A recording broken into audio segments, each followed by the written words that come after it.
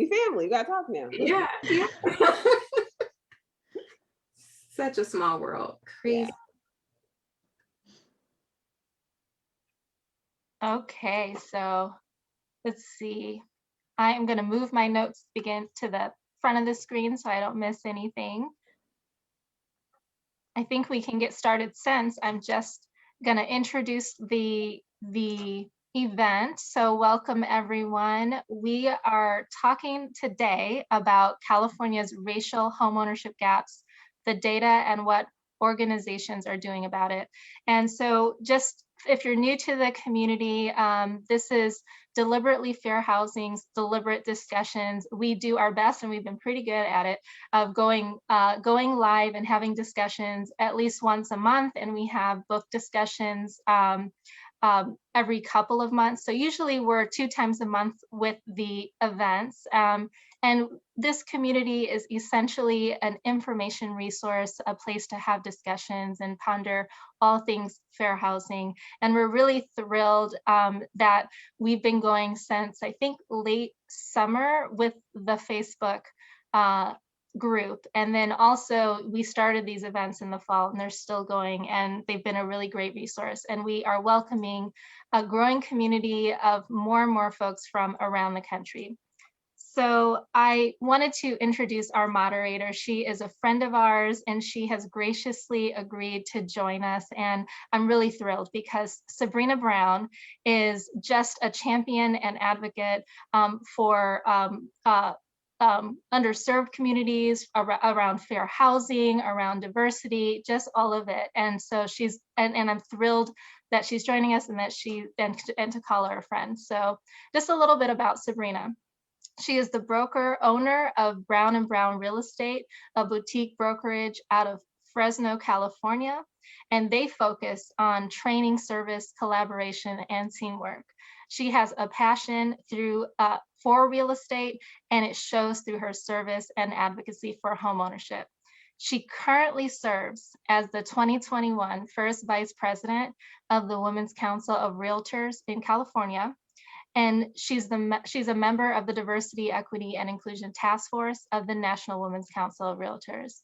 She also serves on the National Women's Council of Realtors Finance and Budget Committee. She's a director of Madera Association of Realtors. She's an advisor. She does a lot of things, including run a business. She's an advisor for the Asian American Real Estate Association of the Central Valley, and a founding member of the Realtors of Fresno County. Her 2021 appointments include Director at Large Strategic Planning and Finance Committee, member at the California Association of Realtors, and the Diversity Committee at the National Association of Realtors, where she serves as the liaison for the National Women's Council of Realtors. So we are really honored, and it's great that she made time given all of the wonderful things that she does. So without further ado, I'm sure I could go on with the accolades because I didn't capture all of it. I would like to introduce you to Sabrina Brown. Oh my gosh, thank you, Farah. Now I'm tired now. After you read that, I'm like, I should be tired.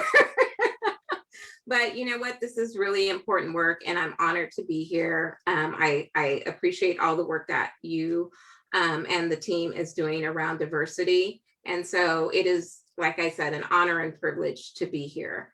And we can just jump right into it. I just want to say a few things. Homeownership, enables families to build, wealth, and help stabilize the community, and all of those things. But when we look at that, we know that that homeownership is important. But when we look at the gap, there's a huge gap between Black homeownership and white homeownership. So for 2020, Black homeownership was around 47%. And then when you look at white homeownership, it was around 76%. That's a huge gap. And so today I am excited to be able to talk about how we can bridge that gap and get us all on a level playing field. And so to do that, I am not the expert. We have a couple of experts here, and I'm really excited to introduce them to you. First, we have Jessie Abara, Assistant VP Business Development with Neighborhood Housing Services. Jessie is currently oh, I just said that, is Assistant Vice President of Business Development and oversees NHS's Real Estate and Community Outreach Departments. He also plays a lead role in redevelopment and strategic partnerships. He has an extensive background in real estate, holding a broker's license and a MLO endorsement, along with over 18 years of experience in residential and commercial real estate. He specializes in down payment assistance, home rehabilitation programs, and for sale affordable housing development. Servicing the community has always been a priority and has led him to serve on various committees, boards, and associations. Before joining NHS, Jessie oversaw and managed acquisition, rehab, and deposition for real estate for a real estate syndication.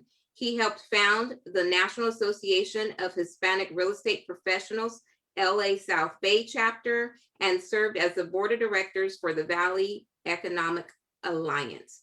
So we are in good company with Jessie. Jessie, thank you for all the work that you're doing. Thank you. Yeah, I'm like excited.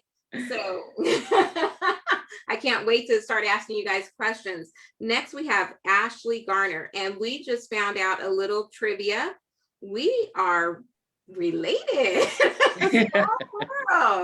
So Ashley is an outreach coordinator for the California Housing Finance Agency, Cal HFA, with nearly a decade of experience in housing industry.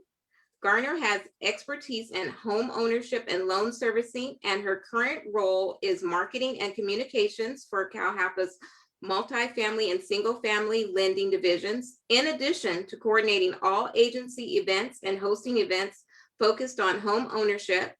Garner has taken lead on the design and execution of Cal HFA's Black Home Ownership Initiative, Building Black Wealth, which aims to provide education and resources to help close the Black home ownership gap in California. She is also co-leading the marketing of National Mortgage Settlement Fund Housing Counseling Program, through which Cal HFA is providing $50 million to HUD certified housing counseling agencies to cover the free counseling for families across the state who are facing default, evictions, and or housing insecurity. Ashley, welcome. Thank you. Thank you both for being here, and thank you for the work that you are doing. And before I just jump in, I want to give you guys just an opportunity. I know I read your bios, but I would love for you just to introduce yourselves, just give us a feel for who you are and why you do this. Ashley, we're going to start with you. Ladies first. Well, like she said, I'm Ashley Garner. I'm the community outreach coordinator for Cal HFA. This work is important to me because this work affects me. I am a part of the underserved community. I'm a Black woman, and I was raised, and my grandma never owned a home. My mother never owned a home. So generational wealth starts with me. So that's why I feel it's really important. Being that I know real estate on all assets, like all assets, what was the word? In all areas, I've been in servicing. I travel with lender trainers. I've educated first-time home buyers on programs that can offset the cost of homeownership and how important that is. So again, this work is really dear to my heart because it affects me and it affects my family. Okay. Thank you, Ashley. And Jessie, how about you? Well, I got into the real estate business very, very young. Most of my family is somehow in the business, either they're brokers or mortgage bankers or, just mortgage brokers. And so I remember doing open houses for my mother when she had multiple listings at 16 years old, and sitting there. And I got my license very, very early, right out of high school. And I did mostly private real estate. I look very young now at 38. So you could imagine me at 18, I look like a baby. So what I found my niche in working with investors and attorneys, probate attorneys, and eventually led me to work with a syndication during the foreclosure crisis, which we were picking up properties at auction and flipping them. And it was lucrative as far as the finance goes, but I found it very difficult at times. I had several occasions where, one in particular that really affected me, where the homeowner, I was the guy doing the cash for keys too. So I'd have to go and let them know we just bought their property at auction.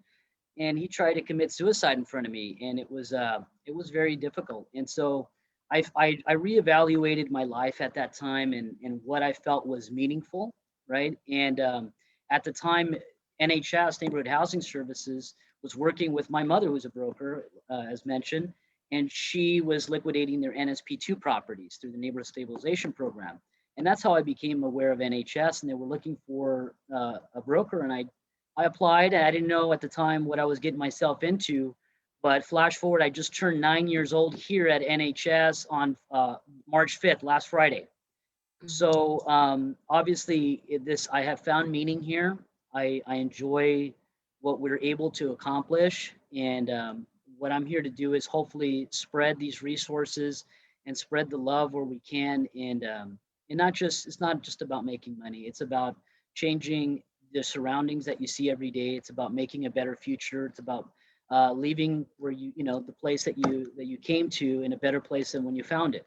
And so that's what I think I'm able to do here, and it's providing me the avenue to do that. And I'm hoping to share the love with everyone else. Yeah, thank you for saying that, because I always tell the agents in the office, we do more than just sell homes. Right. We change lives. We change lives. And so, and what you talked about being, give cash for keys, we enjoy giving out keys. So I could not imagine going to someone and saying, I need your keys back. We need to have those back. I couldn't imagine doing that. So I'm glad that you reevaluated, and now and you're out helping make sure that that doesn't happen for the community. So Ashley, I want to ask you, Cal HFA is a leader in providing home financing options for low to moderate income Californians.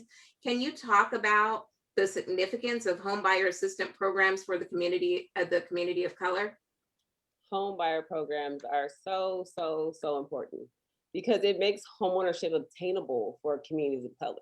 You got to think about it. We live in California. Rent is high. So how are you going to save for a down payment when you're paying $2,000 plus rent? Majority of people are rent burdened in California. So that's what these programs are for. Programs are nothing new. There's tons of them. And for example, there was the GI Bill that was created. That created the whole middle class, and that was a program. So I feel like it's there for us to utilize, and it's there for us to be able to build generational wealth and be able to pass it down. You have to understand too, it offsets the cost of home ownership so heavily, because if you're coming in and you need to pay your down payment and your closing, that could be $20,000, $30,000. And now you use a program, you're coming in either with little to no money down. It could be $3,000, or it could be you get money back. So I encourage people to look into programs. And I always say, Cal HFA is a great program. We help first-time home buyers, but there's others too. This one may not work for you. I always say, go educate yourself, go look. Downpaymentassistantresource.com is a great way for people to go look at different programs that may work best for them. Okay. Yeah, I mean, absolutely. I see it all the time. It's like people are able to buy homes. They just can't buy them because of the money they need up front. And so just having those programs gives them the opportunity to start building that financial wealth, just like you did. And I know for me, when I first looked at purchasing a home, I didn't know anything about any of the programs. So it took me a long time. One, I didn't think I could buy a home. And two, I thought I had to there was this myth of you needing 20% down. And so just having that education, knowing that I could buy a house without having 20% down, that there was programs available for me, that made all the difference in the world for me. And that's why I actually got into the business, because this was not my first career. And so when I figured out that there are more people out there like me that don't have homes, but actually could afford the home, but didn't have the education that they needed to move forward to do that, I reevaluated, Jessie. I reevaluated what I was doing in life. And so it is a mission of mine to help build wealth and help others have home ownership. I have 6 children. I know I always tell people this. With my 6 children, 3 of them already have homes, and they all bought them in their early 20s. We have the 4th one. He actually, and see, that's another thing. We don't talk about how people are able to get into these homes, So if you don't have the down payment, if you don't have that, do you have resources to, like my son moved home to save up for his down payment. So not everybody has that luxury. So just knowing that there's different ways that you can get into a home without having that 20% down. But some people are being able to move in with family, or family give you money to do that. And everybody's not able to do that. So I really appreciate the work that you're doing there, Ashley. Let Now, them tell you no is what I always say. Let them tell you no. Even the income limits are high. If you think you make too much, I guarantee you probably don't. Yeah, yeah. And I tell people this. I have my daughter, she was working at McDonald's and she bought a home. So there's no excuse. I don't know what you there's no And I feel too, if they tell you no, it's not a no forever. It's not right now. it's Come not. back, go speak to a HUD certified counselor, and we will get you approved. But a no doesn't mean no forever. Just right now. That's it.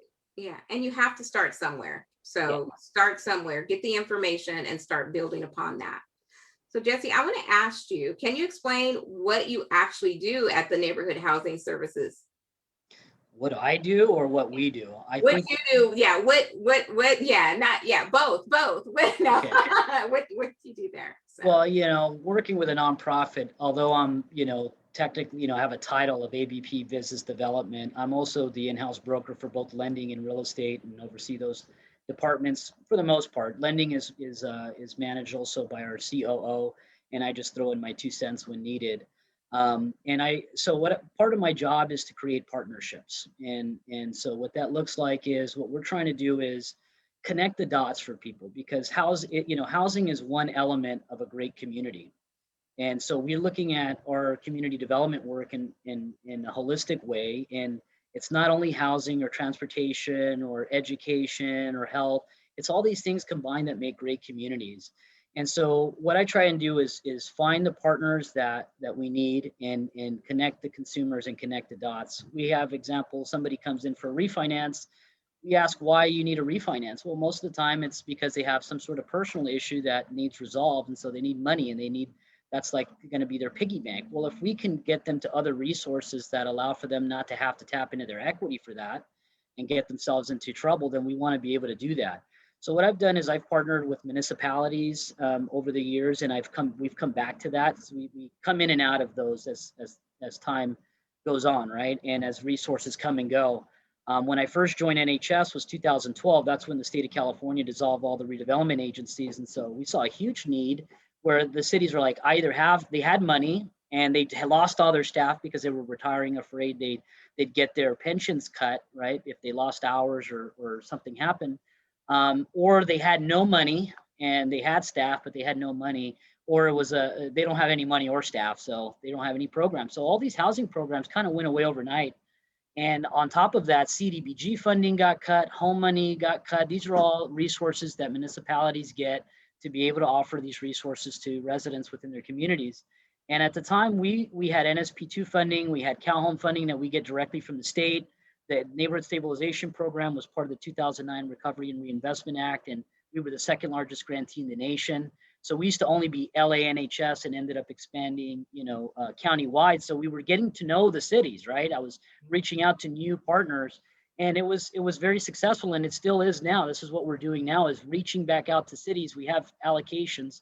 We want to be the facilitator between the municipalities and the community. We want, right now, most cities got their RENA numbers, so they're freaking out or they're trying to figure out how to plan around that. And the city residents don't necessarily know what those mean, right? Or even know they exist. So we want to educate the community, get their needs, and educate the city on what the community needs so that they can kind of work together more closely and create programs that are actually going to, get to the point of what's the core issues there in that space. And sometimes it's not affordable home ownership. Sometimes it's rent relief. Sometimes it's senior care. It just depends on the community, right? But that's our job, is to help them figure it out. And so that's one of the things I've done. I've also partnered with local businesses. And at the time, this was prior to COVID, I was using the 14% of LA County's workforce commutes from outside the county because they can't afford to live here. So if they want to own a home, they're buying in Riverside County and San Bernardino County. So I felt like it's important that we start engaging large employers and making sure that they're providing them with adequate resources around housing. And it's an uphill battle, and it was very difficult, and it still is. That's the hardest part of my job, is working with the businesses, because they don't always get it. But that's something that I try to do. If they had underutilized land, I'm trying to convince them to build affordable housing for their staff. If there's if it's a college, it's the same thing. You know, how do we build student housing and faculty housing? USC and others have down payment assistance programs that they offer. So how do we leverage then those programs with resources NHS has, or other resources that are out there, to again, you know, leverage these resources to make a successful homeowner in the future. And that's what I've been doing the last 9 years, along with a bunch of other things. But what I love about NHS is we touch on almost everything you guys are talking about. We are a HUD certified counseling agency, and that's where it starts with us. So, you know, we use what we call our full cycle lending model. It doesn't matter where you're at in the home ownership process, whether you're a wannabe home buyer or you're a longtime homeowner who needs repairs or maybe is at risk of foreclosure. We want to provide resources and do have resources. So it starts with education. We have affordable lending programs like down payment assistance programs and home rehab programs. And we could also use those to build ADUs. We provide technical assistance on construction management, right? So to help them get those projects done without getting ripped off, right? And not in kind of facilitating dealing with the city inspectors, and if it's in a historical preservation overlay, we want to make sure that they're doing things right. And we do a lot of neighborhood revitalization advocacy work. And if we have time, I'd love to tell you about something new that our CEO, Lori Gay, has envisioned, which is our Center for Economic Recovery work that she developed during the COVID crisis. And I think it's important. And it has to do a lot about what I just mentioned about the partnerships, about working together to solve the issues, and having a network of referral bases where we can help better serve our communities. It's not all about one thing, right? Yeah. And so I'll leave it there for now. Okay, absolutely. Yeah, and we will have time. We're going to definitely go back to that. And that was a mouthful. I'm trying to I'm still processing. You guys. And it's and I have more, yeah, because we build housing. We have a Center for Sustainable Communities facility in Compton. I mean, the list goes on. Okay, yeah. Well, yeah, we're gonna dig a little bit deeper and get some more details on that. Ashley, I want to ask you, because now this is really near and dear to me. You have this initiative. You rolled out a Black homeownership initiative. Can you tell us more about that and what that looks like? Of course. Just a little background. Cal HFA is a state agency that has been providing homeownership solutions to Californians since 1975. But when we talk about homeownership solutions through a lens of racial equity, we immediately seen that Black homeownership is really far behind and something needed to be done about it. So I did some research, and as of 2019, the Black homeownership rate stood at 41%, which was almost the same rate as it was, back when discrimination was legal in the 60s, which was at 42%. So it was lower in 2019, which made my brain go, whoa, that's an issue. This was in comparison to the homeownership rates for white Californians at 68%, the Asian Pacific Islander Californians at 64%, the Native Californians at 58%, and the Latino community at 49%. The effects of housing discrimination are still felt today. Black mortgage applicants are twice as likely to be denied. 33% of African Americans who hold bachelor degrees owe $40,000 in debt, compared to 18% of white graduates, which forces them to put off the homeownership process because they're DTIs. To top it off, the Black community is still recovering from the effects of the 2008 financial crisis, right? And back then, in 2004, we were at the height, which was 51% Blacks were homeowners in California. But after that recession, we kind of never bounced back. Now, this did affect other communities. It wasn't just the Black community. It did affect the Latinx community. It dropped 7%. The white community dropped 7%. And the Asian Pacific Islander community dropped 2%. But the Black community dropped 10% and was already the lowest to begin with at the time of its height at 51%, compared to 56% Latin homeowners back then, 75% white homeowners, and 67% Asian Pacific Islanders. So again, when I looked at this data, I thought to myself, this is an issue. These factors are really hindering Black homeownership and not allowing the community to actually tap into the benefits of homeownership. That's why we launched our Cal HFA's Building Black Wealth Initiative. Our initiative will address this housing inequity through outreach and education. We are stepping up our partnerships with ethnic media, faith organizations, and other trusted advisors that can really reach our community and connect them with resources such as homeownership education, counseling, and down payment assistance. We also have our Did You Know video series, which will explain our country's history of housing discrimination, along with our mini series, which is called Tips to Black Homeownership, which is geared towards helping first-time home buyers navigate through the home buying process. And if any one of you are interested in keeping up with our campaign, or you want to see what we have to offer, you can go to our website, which is calhfa.ca.gov/building Black wealth. Yeah. So let's talk about that. You threw out a lot of numbers. And so the one that just really struck me was that 10%. So that 10% drop. No one else dropped 10%. So let's talk about why was the Black community hit so hard? Why, is it the predatory lending? Why was the Black community hit so hard to you? It was the lack of education along with the predatory lending practices that were going on. I say this all the time. If we were educated then and we understood what a 30-year fix was, we wouldn't have lost our homeownership. We would have rode the wave, the crisis out, and eventually your equity would have went back up. You wouldn't have been underwater. But because we had arm loans, we had horrible loan products, and we didn't know what we were getting ourselves into, we ended up losing everything.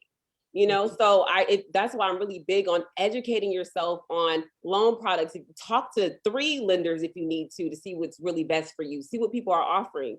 I always say too, work with real estate professionals that will work with you, that will understand your situation, that won't just push you off. I personally would never work with a real estate agent that could only offer me with just selling me a home. I need strategy. What can you offer me? How could you offset these costs? I just feel a lot of real estate agents are a little lazy when it comes to that area, and they just want to make money. And I don't think that's fair to the consumer or the buyer. You're always supposed to set your client up to be in the best situation. And I think there should be something done about that in the real estate community for sure. Yeah, and well, you said something, education, but that goes both ways. That goes not only for the consumer, but also for the realtor. Yes. Because so it may be, I don't want to say that they're lazy and don't want to provide. It might be they just don't know. They got to educate. So sometimes you just don't know what you don't know. But it is, as a professional, it is your responsibility to know and learn. And because you are helping someone make the biggest purchase of their life.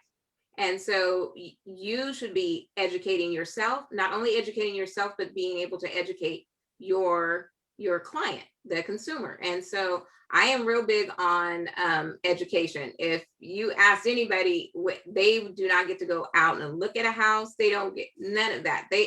Until they have a consultation, so they know exactly what it looks like and exactly what their options are. Because at the end of the day, we don't want to be dealing with the old Jessie and have someone coming to take our keys. I'm gonna call it the old Jessie coming to take our keys.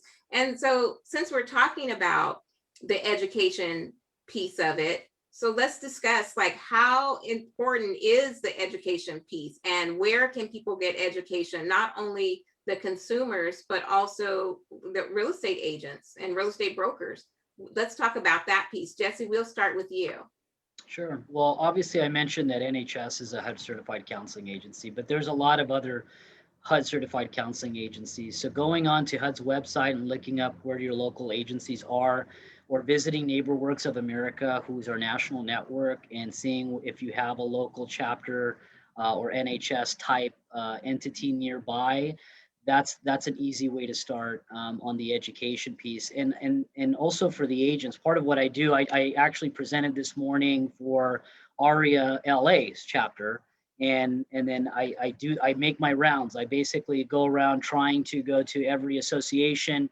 I haven't been able to because of COVID, but I've been at least doing these Zoom style meetings and presentations to educate not only the consumers, but the agents, because what happens is these folks go through the class, they go through all this scrutiny, they get approved, and then nobody wants to take their offer because they see the down payment assistance and think that they're not going to be able to close, or that they're going to be a difficult client.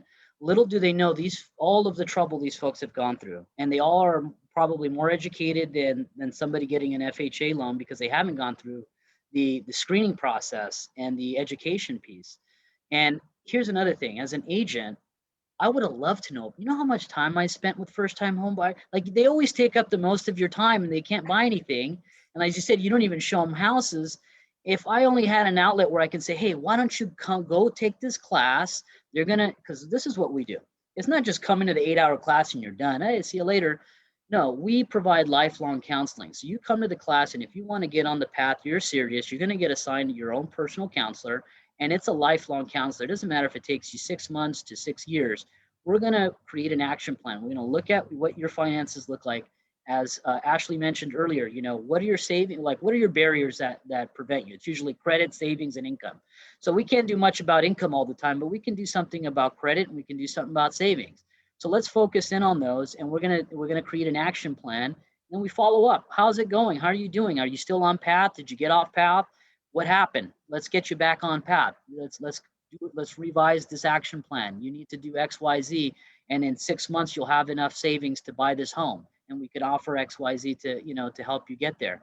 And so this, I wish I would have known. It would have saved me so much more time. I think I would have been able to do many more transactions, and been able to focus on the things that are important. And not that this isn't, but I mean, I wasn't an expert. I could tell you right now, from what I know or knew then to what our counselors know, I was not qualified. Most agents are not qualified to do the counseling work. There's a reason they're certified. So send them over to a HUD certified counseling agency. Most of the time they're very inexpensive. I would pay for my clients to go, because $100 for an online class for them to save you countless hours of discussions, and also the second guessing. I was around the time where it's like, oh, my brother's uncle who works for so and so and happened to have his real estate license told me that blah blah blah, and you're just like trying to undo this, right? Because they're trying to steal your client, and it's like none of that's true, right? And so that saves the agents so much time, and also the consumers. It's just a much better process across the board. But there's a lot of resources out there. We're not the only ones. And they're all over, they're nationwide. So just go on HUD and look to see what's out there. So I have another question. So you said this is like a lifelong process, or, as long as they need type of process. Right. So what is that after? What does it look like after they've purchased a home? So we do provide post-purchase counseling, and that's usually in the form once if they're in trouble, right? And meaning they've gotten their house, and they've run into a snag. Maybe they've lost income. COVID has hit them. So right now, 40% of our inquiries are along the, foreclosure prevention. How do I get a forbearance? Or I just did a forbearance. What do I do when it's only for 3 months, or what's going to happen? So that's mostly the calls that we're getting. It hasn't hit the fan yet, but we were part of the largest response team nationwide during the last foreclosure crisis. And so we know that will shift eventually once these moratoriums are up. That's all the conversations are going to shift, and we're going to have to get into the nitty gritty with some of these clients. But we that's free. We don't charge for that. That's, if you're in trouble, we can do that. We also provide landlord education, which is something that people overlook. Everybody's focused on ADUs. We need more housing. Let's do ADUs. But now we're turning people into landlords, and they've never been a landlord. Yeah. So I think some education there is important. So we're also trying to push that right now. And we're working with the cities to say, hey, this is available if you want to incorporate it as part of your program, your pilot programs and things like that. And when you're pushing ADUs. So we try to focus on not only getting the folks in, but keeping them there and preserving. Ashley gave out a lot of numbers, and one of the numbers is loss of wealth. So we had most of our wealth, unfortunately, in the Hispanic community and also the Black community, is in our housing. So during the last foreclosure crisis, Hispanics, although Black, I know you guys went down 10%, we lost 66% of our total wealth. And then Blacks lost 54% of total wealth. So that's a lot of money that went out the door. And that's our legacy. That's our intergenerational legacy that we need to preserve. And so preservation is a huge part of what we do. And it doesn't end at just getting them in the door. And so, if anybody, we typically don't do, we'll monitor, we send letters out, making sure things are okay, but we're typically not continuing financial education with them, but we do provide resources. We have home rehab services, that's financing deferred loans for 30 years with no payments. So they can make repairs to their home, they can build an ADU with that and increase their income. And then again, the free foreclosure prevention counseling to make sure that they don't lose that house and that asset. Okay, well, I have some questions about the ADUs, accessory ADUs. buildings. I didn't even know. I was like, oh wow, I didn't know that. So I have some questions about that. But before we get to that, and I have some questions about what you're going to be talking about for forbearance. But before we go there with you, I want to ask Ashley same question.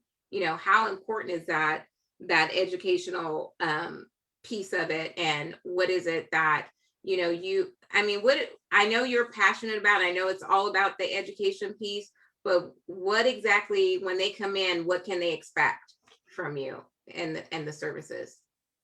So I don't provide direct services. What we did was last year we launched our national mortgage settlement counseling program, which just spoke about earlier. We put $50 million into the underserved community towards free credit, financial, mortgage, rental, pre-purchase counseling from HUD certified counselors up to $1,500 per household.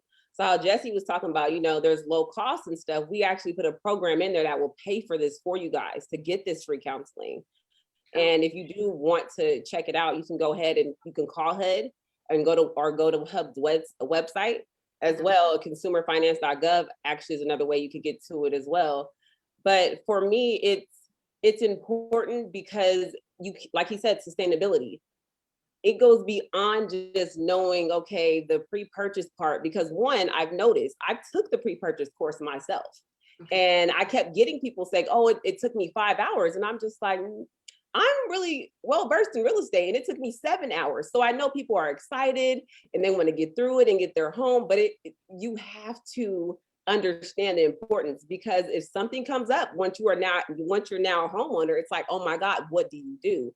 And that's when, just like he said, the post-education comes into play for free. So if you get a letter and you're like, I don't even know what this means, and maybe because you didn't pay attention during your course you want to get through, they will help you with that. They will really help you and they will guide you. They'll help you talk to your lender, put together a plan to get you back on the right track. It's just, to me, for us to begin and we have to start somewhere. We have to understand the home buying process. We have to understand credit. We have to understand finances. And the reason I did my whole project was I could throw programs at you guys all day long, but if you don't understand the importance of homeownership, there's really nothing that we could do. We need to understand, like, land ownership is important. Like, there's the Homestead Act was the first way that Americans were able to get land at a very cheap rate, and millions of white Americans got that opportunity, and only 4,000 to 5,000 Black people actually got to do that. So it's really important to understand, if homeownership wasn't important, then why'd they lock us out of it for so long? Yeah. Yeah. And you say that, and it's so funny because I always say, what did people get locked out of? They didn't want Black people to vote, they didn't want them to have the education, and they didn't want them to have property. So when you look at those three things, those are probably the most important things you should be focused on, because those are the things that people didn't want you to have. And there had to be a reason behind that. And like you said, when you talk about building wealth, it is about owning something, owning that piece of property. And I always tell people, I don't care if it's a 1-bedroom or if it's a 100-bedroom home. If it's yours, and you're building wealth, and you have to start somewhere. And I know a lot of people like to say, well, I want this type of house. I want this mansion, but you're not there yet. And they don't realize, in order to get this mansion, you need to start maybe here, start where you can afford.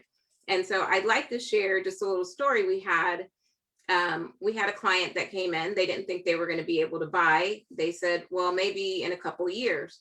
Well, they bought in 2 months.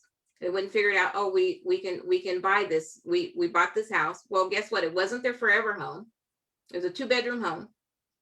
Great house, great starter house for them. not in their dream area, not their dream home. They stayed in that home for 2 years, turned around and sold it and made profit from it. They built wealth through that. And now they're in their dream home. Is it their forever home? Probably not, because they're going to get in there and grow out of that one too. And then they're going to have equity and be able to sell that and then move to that next home. So you have to start somewhere. And so don't think that just because it's not like your forever home that you should not purchase. Don't wait for your forever home, because I guarantee you there is nothing that you're going to be able to do where you can save up $40,000 to $50,000 in a year.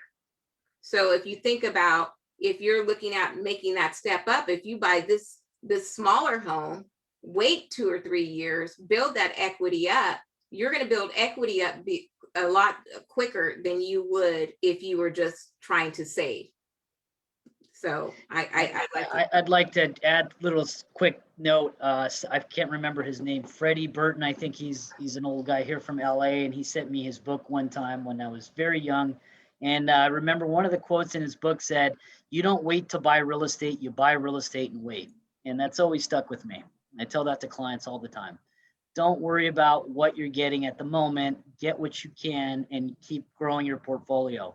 That's going to give you more options, trust me. And as Ashley mentioned earlier, hey, some of these people who walked away from their property because they didn't have any skin in the game, thought that they were upside down, they would have been sitting pretty right now if they would have held on to them.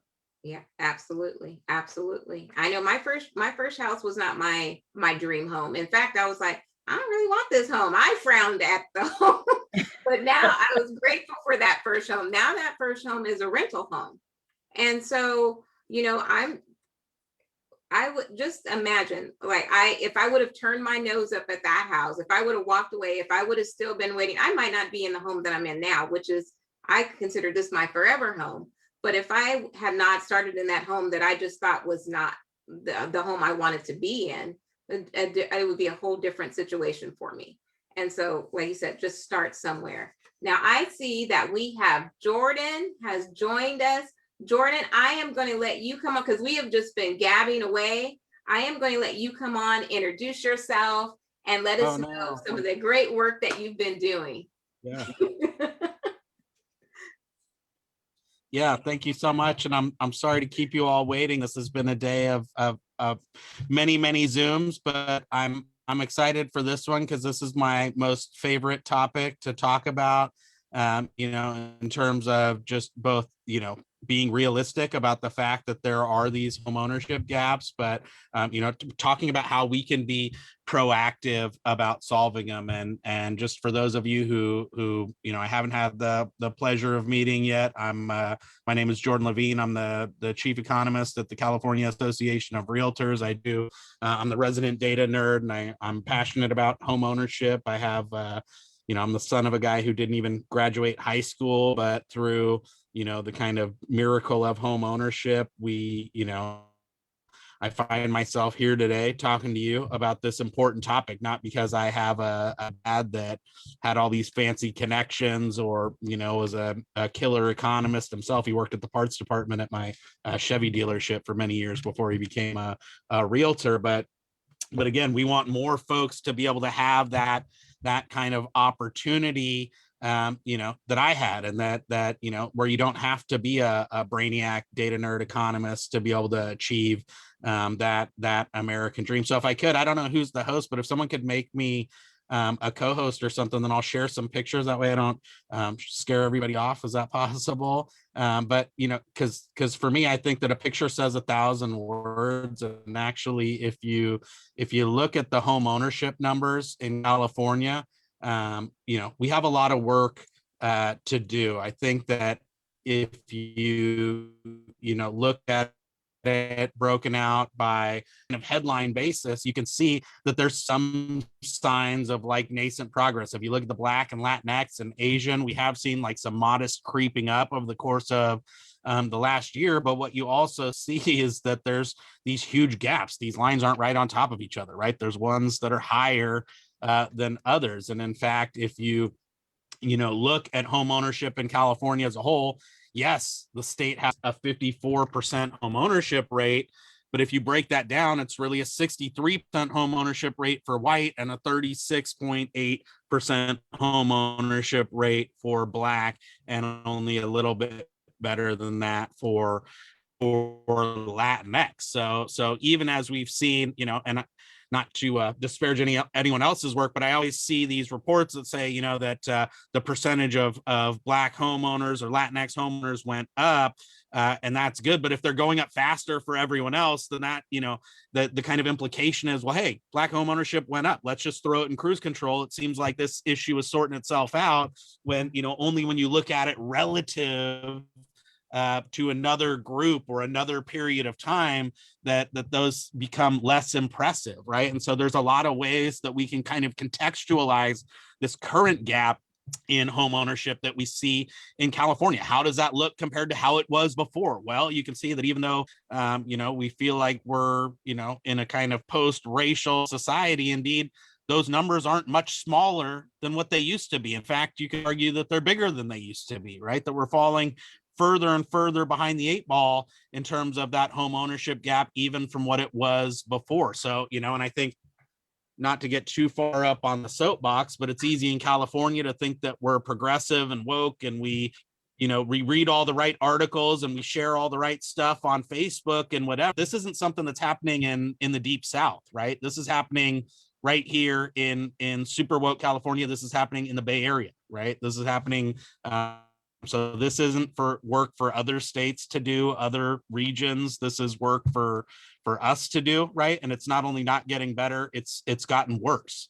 And so what you see is that this housing supply issue that we have in particular is really causing us to take it on the chin. Because again, if you look, another way to contextualize the home ownership gap is to look at it compared to the rest of the United States. Like, yeah, we have a big home ownership gap in general. It's even bigger, or there's an additional tax on being Californians of color, right? So it's just this kind of compounding effect that you see hitting, not just the state as a whole in our pocketbooks, but hitting hard in those areas where we need it the most, right? And so it's actually going, again, the wrong direction. And you can see those gaps compared to the US gap. So again, thinking about always contextualizing statistics, worse than it was before, worse than it is in other places, right? And that's kind of 2 strikes right there, right? What about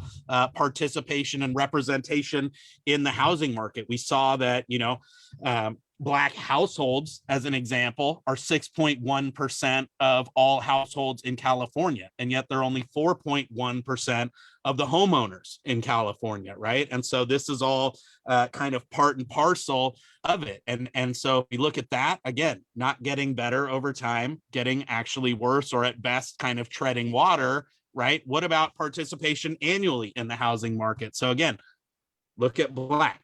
6.1% of the households. Again, in a perfect world, you're 6.1% of the households, you're 6.1% of the homeowners, right? That's a world with no frictions, is what the econ nerds would call it, but it's without any of those disparities, right? And when we think about chipping away at those disparities, and we think about what has to happen, think about it in terms of buying homes, right? If we're 6.1% of the population base, and we have a big gap in home ownership of 12 to 13 percentage points, then we not only need to buy 6% of the homes, we need to buy 8, 9, 10, 12% of the homes, because just buying 6% of the homes only lets us tread water. So that means that we just stay at the current gap forever and never get better. So until we're punching above our weight in terms of, overrepresentation in home buying, then we're not going to be overrepresented in the number of homeowners,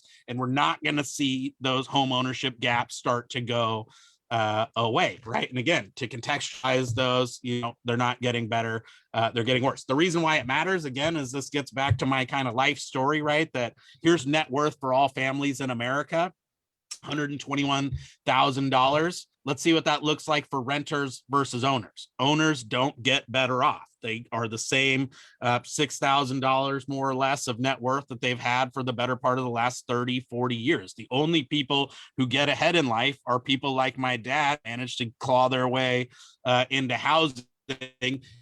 And then every generation thereafter reaps the benefits, right? And so we're on about a 3-generation head start here, or, we're at a 3-generation deficit. And so again, to be thinking about erasing gaps, we need to start punching above our weight, or else, we don't get communities that improve themselves and have generations that do even better than their parents did, right? And that's why if you look at the numbers, they're relatively depressing, right? The typical Black and Latinx household, and this is all Black and all Latinx, PhDs all the way down, right? And what you see is that comparing all Black and all Latinx wealth, 2019 was the first time ever that the typical Black and Latinx family had more net worth than the typical high school dropout. And that should, enrage everybody, motivate everybody, and really show us why we're all here talking about this, right? Because it's not just to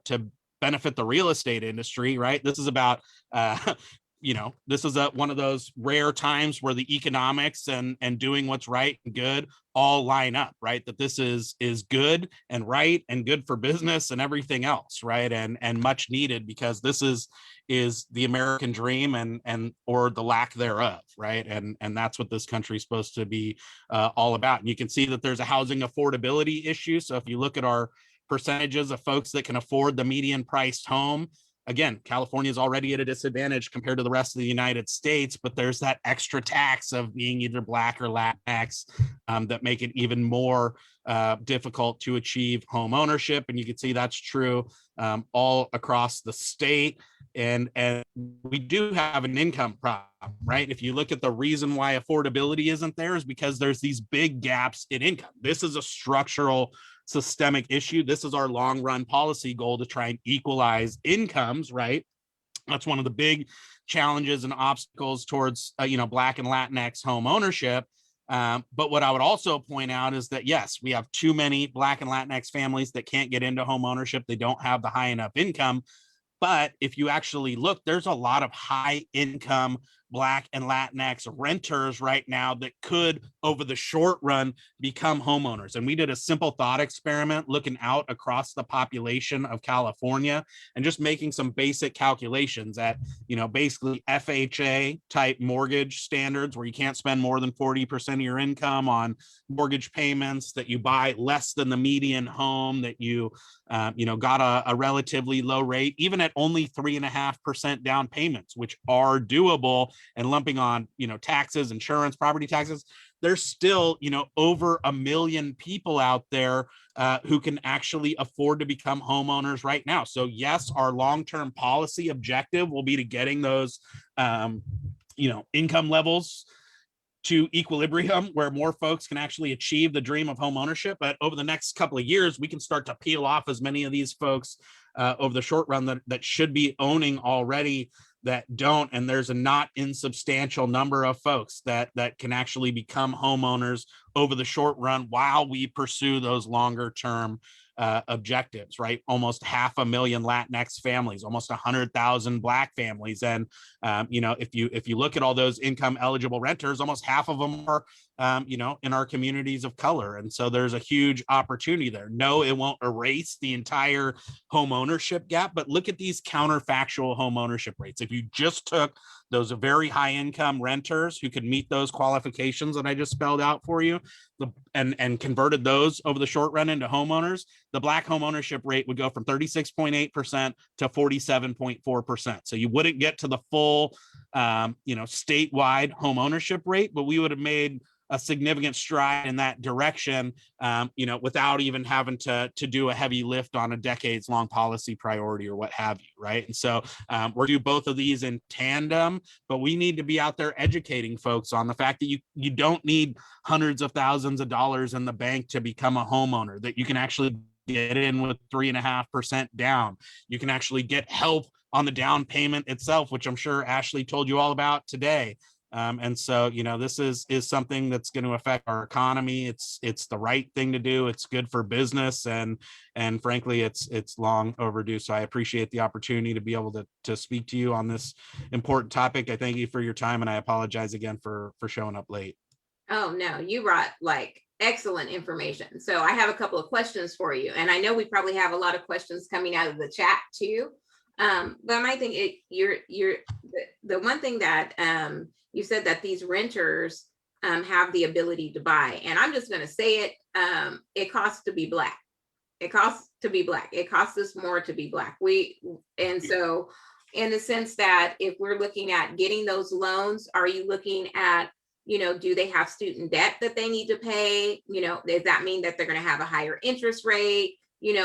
What do your numbers Right. take into account? So that's what I'd like to know. Like what Yes. do your numbers take into account? Great question. Mhm. Yeah, definitely. So that's a great question. That's just looking at their straight up income.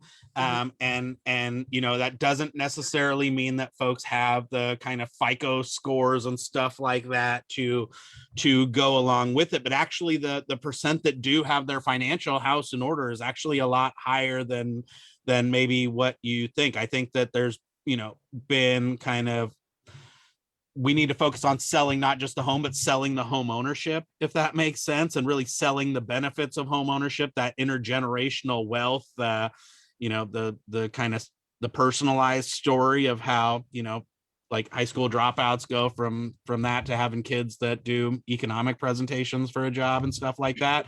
But also, one of the things that we see in the survey data in particular is that there's huge misconceptions about down payments. So we, every year for the last 30 years or so, we've done an annual housing market survey and we've done consumer surveys. And on the consumer surveys in particular, we see, regardless of whether you slice it by race, by age, like people of color, young folks, they value home ownership. But when we say, what's the biggest reason why you don't get into home ownership? They often say down payment. And then we ask right after that, how much down payment do you need to get into a home? And you would be shocked at the percentage of folks that think you need not just 20% down, but some people think you need 30, 40, like they're not insubstantial percentages of people who think you need insane amounts of money. And so then they, I think that there's just we're not doing a good enough job of educating people on what it takes to actually become a homeowner. Because if you believe that it takes a 30% down payment and you just like even are a casual observer of the newspapers or anything like that, you hear like, oh, CAR just said there's a $700,000 median price, right? And then you go log into your credit union account and you go, yep, there's not $237,000 in there. And then you don't carry on the conversation, right? And whereas, it might be that you need $14,000 in there, or you might even be able to get Ashley to hook you up with some money to throw down on the thing, right? And there's ways that you can make that happen. That not every one of those 100,000 high income Black renters is going to make that jump into home ownership, but I think you could get at least half, maybe more. And from the standpoint of a market where we're only doing 400,000 home sales more or less in a good year, having 1.5 million high income renters out there represents, that's 3-4 years worth of home sales right there without even making any big structural changes. Yeah. And you have to think too, if you really think about it, Black families are not sitting around the table talking about home ownership. That's just not happening. And so when you talk about that education piece, it needs to start at home. And so I know that when I was growing up, I can say that we didn't talk about home ownership. Even though my parents owned their home, that wasn't a conversation of the importance of it, right? And I personally did not realize the importance of it until I bought my first home.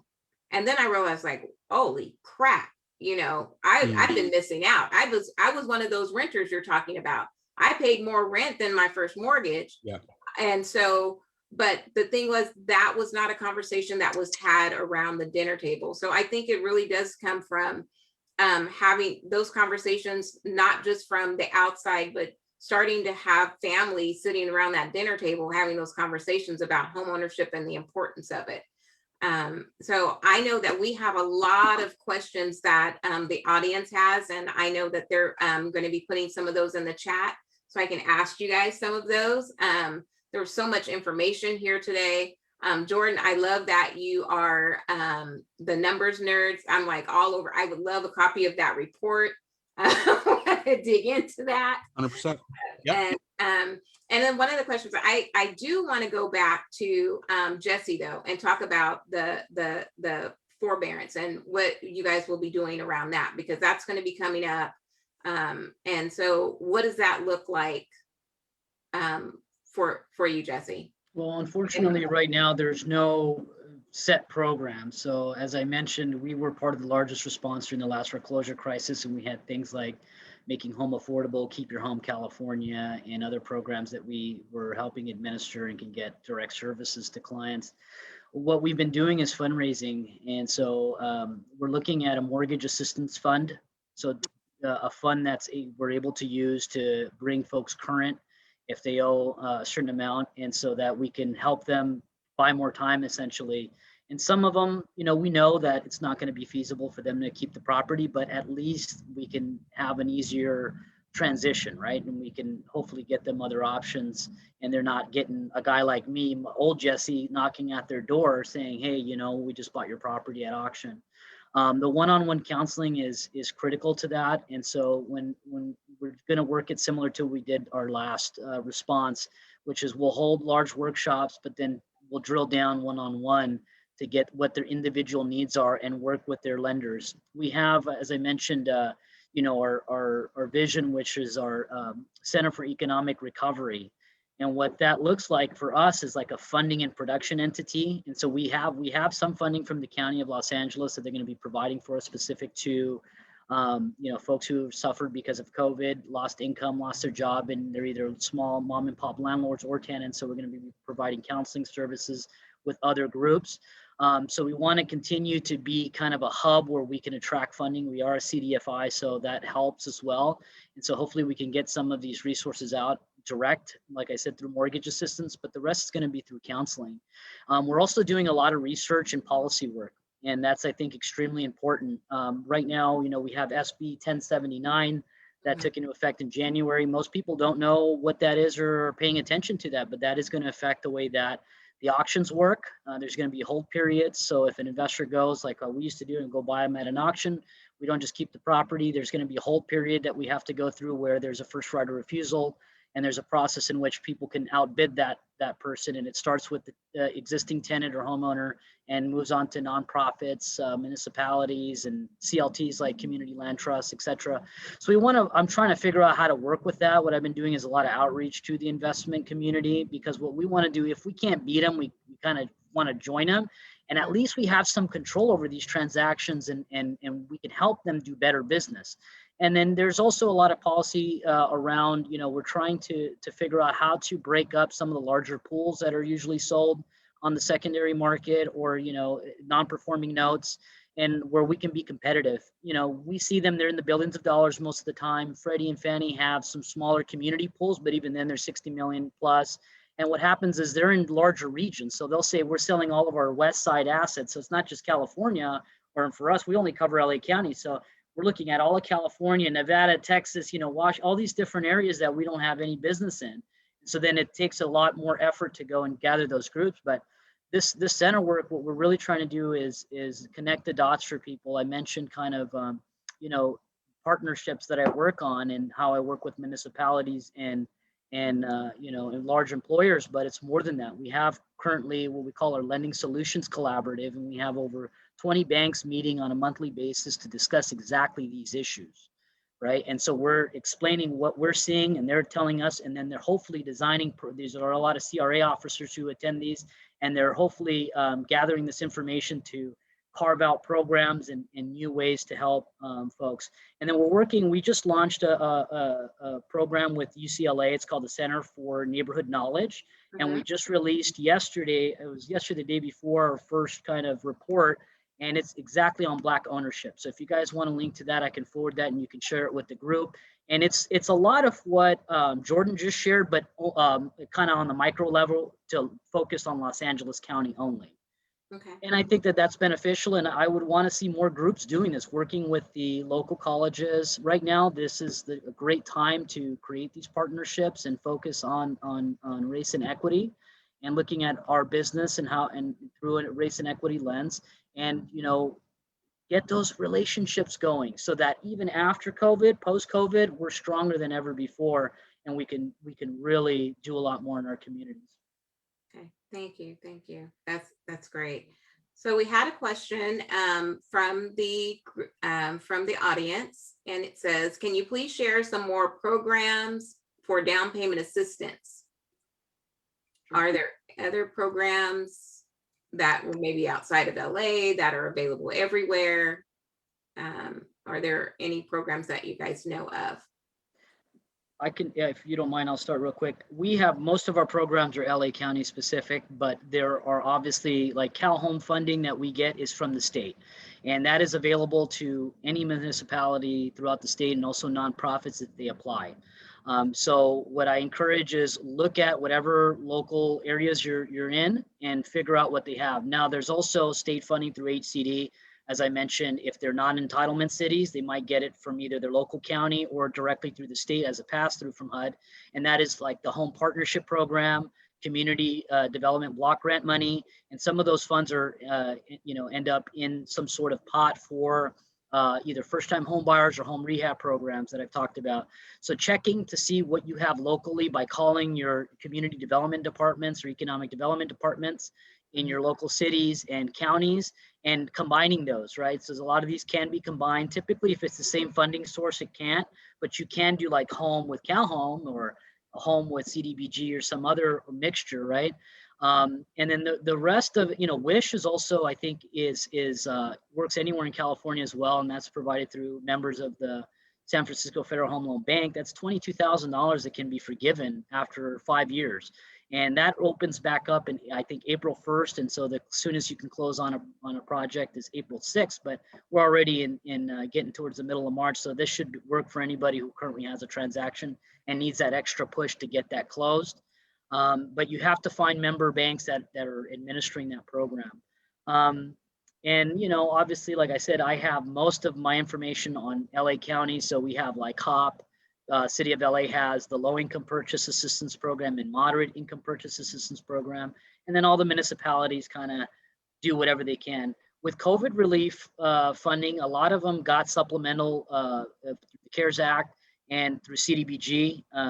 So there's a pot of money most are sitting on, and they're trying to figure out how to get it out, and they have to get it out right away.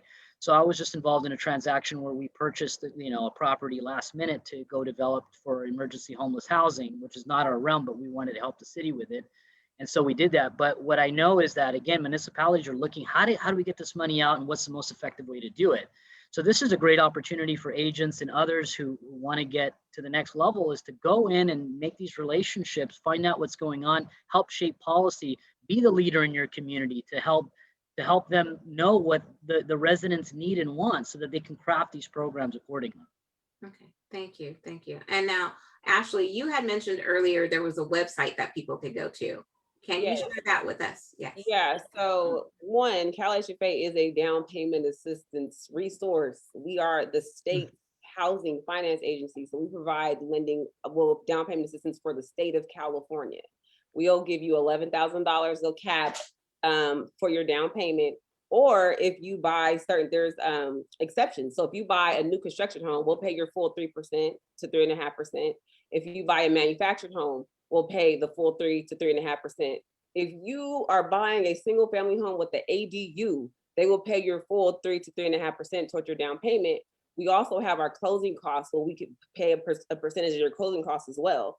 So utilize your state's program. You can go on our website and check out what we have. You can actually contact a Cal HFA approved lender to actually help you get the process started. You can also, like I said, Cal HFA is a great program, but there's tons of programs out there. And this one may not be best for you. So if you go to downpaymentresource.com, you could put in your address. You could put in the state, and like 400 programs. There's county programs. If you live in a certain area, there's a program. There's tons of them out there. Just go check it out. You can check it out, like I said, downpaymentresource.com. Okay. Thank you. We have a lot of questions going on in the chat. Jordan, a lot of people want your slides. That was great information. Will you be sharing that with us, your slides? Okay, awesome. That's great. Yep. I will. I'll make sure to send those out. Yep. Okay, perfect. And then we have a question. What do the speakers think about the shortage of entry-level purchase housing in California? And how can diverse communities build intergenerational wealth with such a high cost of entry? There are no new entry-level condo complexes or single-family homes being built in the job centers in California. Affordability. We need to build affordable housing. They're building nothing but luxurious housing that no one can afford. So until we figure out how we're going to actually build affordable housing, that there's going to be an issue that needs to be addressed. Yeah. And Yeah, that we got to all warm up to building housing. Yeah, because ultimately, you know, we got to bring down the fees. We got to stop challenging them on environmental grounds. You know, we got to build in our own neighborhoods and not force the construction to happen in somebody else's neighborhood, which leads to all these other unintended consequences. So this is one of those policy questions that's relatively straightforward, but it's finding the political will to get it done. Right. and that's where the realtors come into play.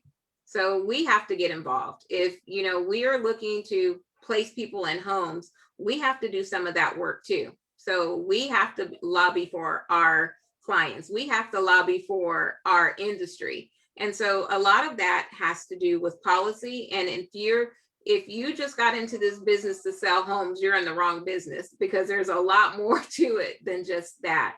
So I like that you said that, Jordan, that it is on the policy side, and we have to do that. And you think a lot of, like, even in my area, it's hard for our planning. It is so hard for people to get permits here.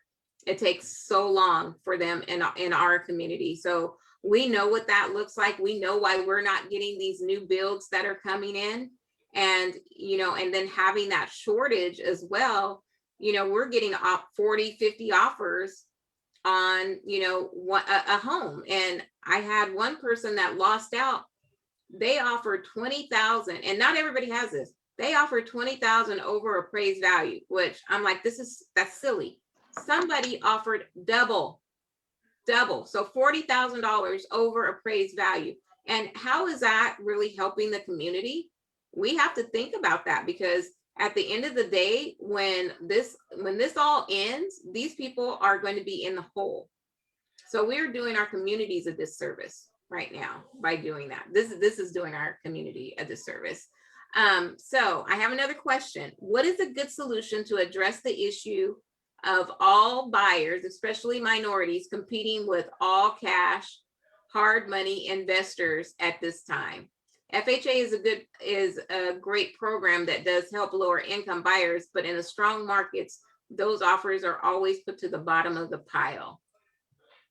Do we have any type of solution for that? Ashley, I laugh because to me, it goes back to real estate agents and educating the listing agent on what that program is and what it can do. Like, a lot of people say, oh, all cash is the way to go. But sometimes if you get to closing and that cash may not be there, but this FHA, that's their full down payment and closing they're paid for, will close. Mm-hmm. And so I think a lot of the real estate agents need to be a little more educated on programs and take that time to go, okay, this is what this means. This will get you your home. Like, it's not the bottom of the barrel. Because all I hear is FHA versus conventional. And it's so unfortunate that a lot of people are being locked out just because they're using an FHA loan, which may be a better rate for them, mm-hmm. you know? So education for me when it comes to realtors could help that process. Yeah, and I think that, because I know you hear a lot of times, so you have this thing, it's like FHA, VA, conventional, and cash, and they're gonna go the reverse. You want the cash, then the conventional, and then, you know, you're gonna go to FHA and then VA, and that's kind of that's the mindset. So of people that are out there, but that's the education piece too. So I totally understand what you're saying. Let's see. Jordan answered the questions, handle impact of those renters.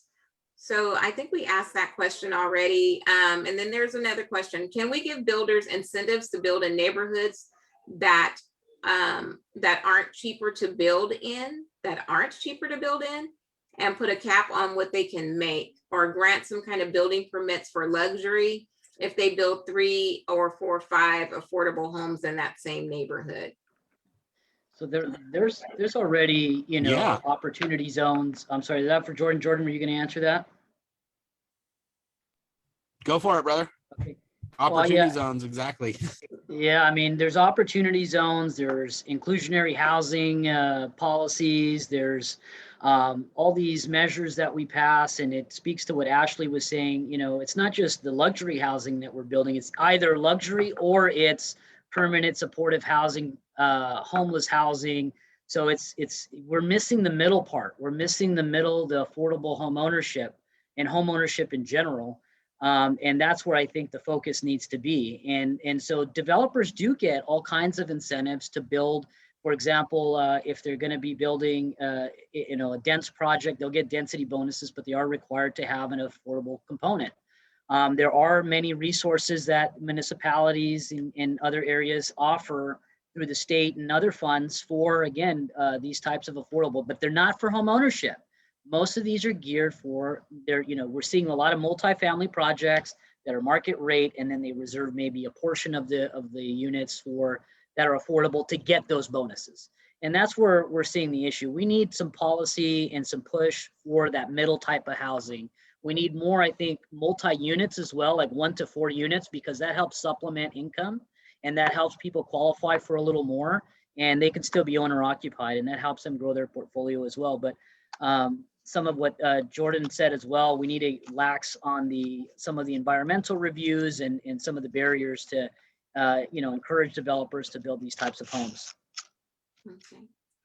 Jordan, did you have an answer for that, or did Jessie cover it all, or do you have some to add? Yeah, no, I think you did a great job, and I would just add, that it all comes down to supply, right? When you let the housing supply get so tight that it becomes commoditized like this, then it goes to the highest bidder. And Right. In the context of those income gaps that we talked about, there's a lot of work to be done. And so the only thing we can do is start now to get the housing supply situation sorted out so that we don't get this kind of feeding frenzy that we have right now. Yeah, thank you. So we have another question. What is the interest rate for those funds? And I'm just going to guess they're the Cal HFA. What are those interest rates? I'm not quite sure interest rates for those funds. I think I need a little more clarification on that. So there's no clarification. So I'm going to ask, so that would just be and I'm just going to ask you guys. So if someone is going in and they're using these down payment assistance, it's all going to be based on their credit as well as just a regular loan. So yeah. Not necessarily. So the interest rate, because the way ours work is the first is going to be a separate entity that's doing it. It's usually a conventional first. As mentioned, we don't go behind FHA, but our assistance, for example, our Cal Home, each one is a little different. Cal Home is 3% simple interest, and it's deferred for 30 years, both principal and interest payments.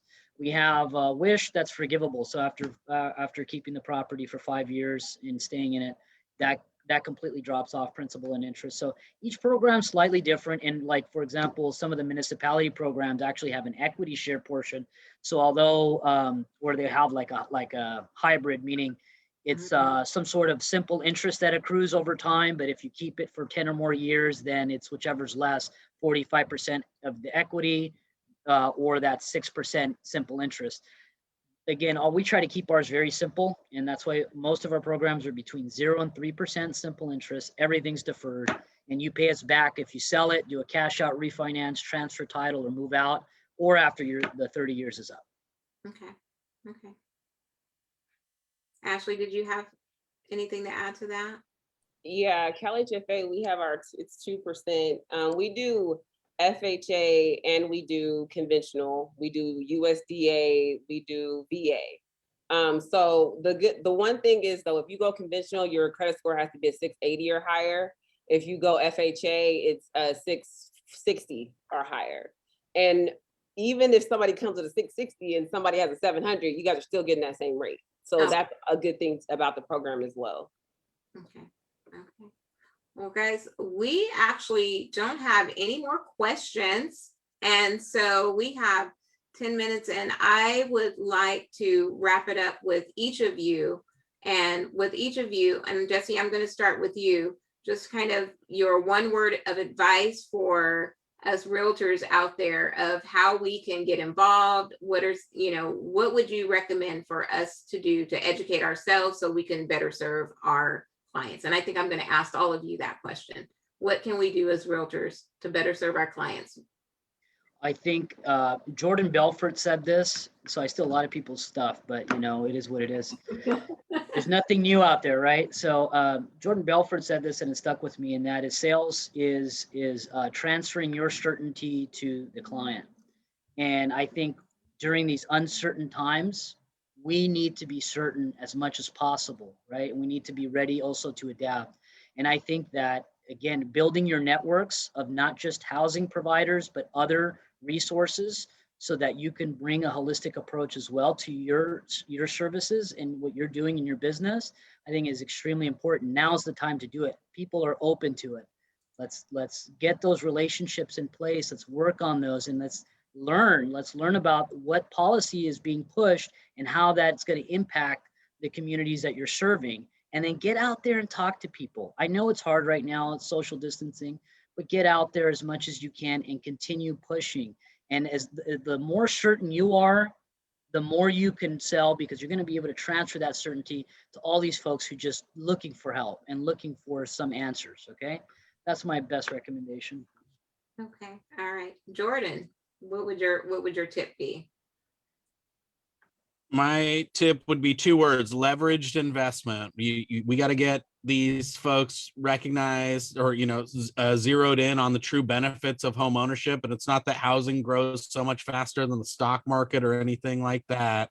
It's that, housing is the one and only way for regular people to make a leveraged investment. Even if the housing market only goes up 3 or 4 or 5%, it's 5% of the whole entire home price, not just the amount of money that you brought to the table. And so if you take all the money that you have and you put it in the stock market, yeah, the stock market might go up faster than the housing market, but guess what? You're only growing your own little tiny chunk of the money, not the bank's 97.5% or whatever else they're throwing into it too. And that's how you generate that wealth, right? That's how you get that leveraged investment. Drive down to your local credit union, ask if you can borrow $500,000 to go buy a stock. They won't let you do it, but they will let you do it for a house. So that's, you know what? I'm going to use that.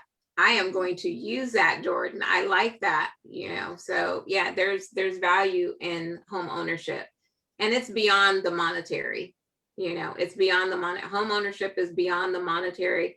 It's part of your mental health, your economic health. It is way more than just having a home. A home provides security. The people do better when they own something. They have roots. And so that's what it's all about. Ashley, I want to go to you. What is your advice? What is your advice that you would send the realtors out with this evening? I would say to take the time to realize how important your job is, and to really educate yourself and position your clients to where they can be successful and create that generational wealth in their family.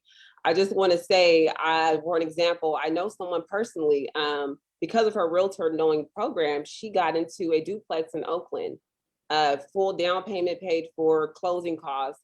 She was paying $2,000 a month to live in an apartment in Berkeley. She rent the other side of her house out, the duplex.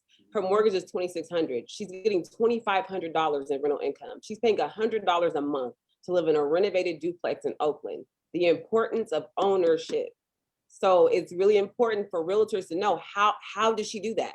You need to set people up to be successful. So I think you should take the time, and my advice would be just educate yourself. If you wouldn't want to do it for yourself, do it for your clients. Yeah, but that's the thing, you do it for yourself. Yeah.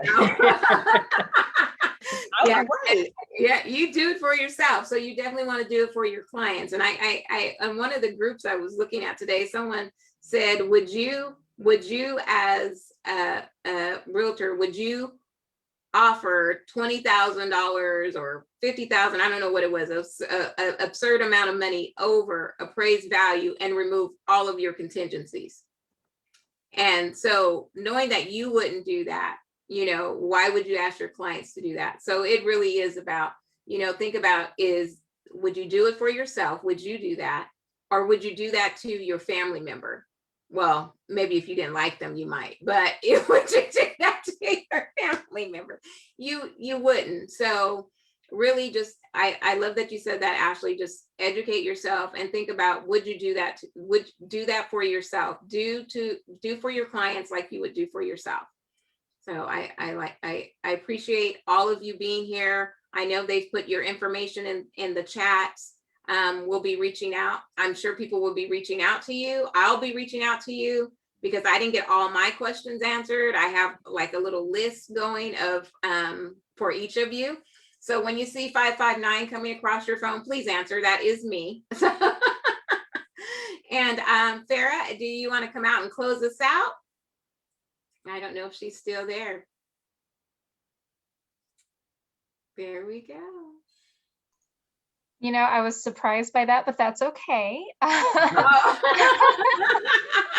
I just want to say this was an absolutely fabulous discussion. I just want to thank Jessie, Ashley, and Jordan for taking the time to join us, and Sabrina, fabulous job. And also, you know, you were able to offer your insights, and I think it was just wonderful. So we appreciate you guys for joining, and everyone who watched us for sticking with us. And we're excited that this is going to be on video, because I know that there was so much information that people will want to replay it just to make sure they got their notes right. So we appreciate all of you guys, and we look forward to seeing you at the next one. Stay tuned. We will be posting the next event very soon, and we do plan to have it in 2 weeks. So have a great night, everyone. Thank you. Thank you.